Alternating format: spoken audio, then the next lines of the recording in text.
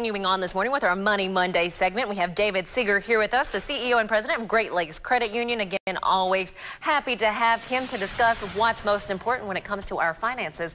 Good morning once again. Good morning. And do you want to run down the stocks real quick before we get to our topic? Exactly. The futures for the Dow up 47, S&P up 4.25, NASDAQ up 4.70. So it looks like it's going to be a positive opening at 9:30 this morning. Some nice news to hear on a Monday morning. And you know, today we're also talking about your savings, investing when it comes to that big thing, the retirement. Exactly. Now the question is, how should you allocate your assets? Meaning, okay, I got this retirement money I'm saving for. Where should I put it and how should I put it? Okay, so there's some rule of thumbs that we can utilize. Okay. Number one, okay, how much should I have in stocks? Well, this is what you could do then.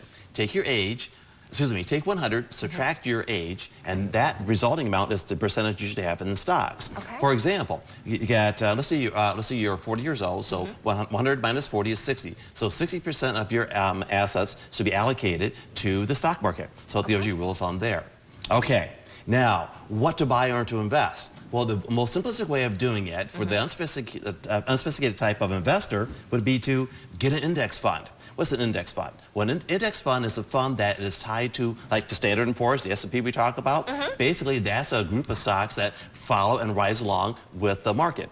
Okay, so when the market's up, it goes up. When the market's down, it goes down. Okay. And there's more times when the market is up than it's down. So that's an easy way to do it, so you don't have to worry about those type of things. And I would take that as a positive when the market is up compared to when it's down. That is correct. Okay. That is correct. Then what you do then? Okay, so after you make that investment, then what's left over, in that case, the example I have, the 40% divided in two.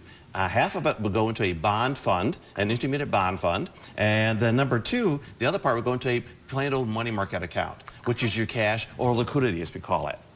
Okay, now, what happens is this. When should you buy? People try to time the market and all this other business. They really can't. There's really no science behind it. So this is what you do. It's called dollar cost averaging in terms of investments. Okay. So you take your money and you invest it every month, every quarter. So you keep on hitting it. So the theory is this. Remember I said the stock market is probably up more times than it is down? Right. Consequently, when you buy, you can be buying in times when it's actually going up as compared to actually going down.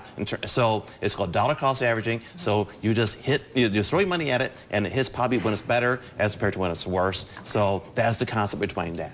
A lot of tips to keep in mind. Of course, if you'd like to take another look at this, you can recap that on our website, NBC24.com. You can do that later on in the morning. David Seeger, always a pleasure. Thank you so much for your advice. We really do appreciate it.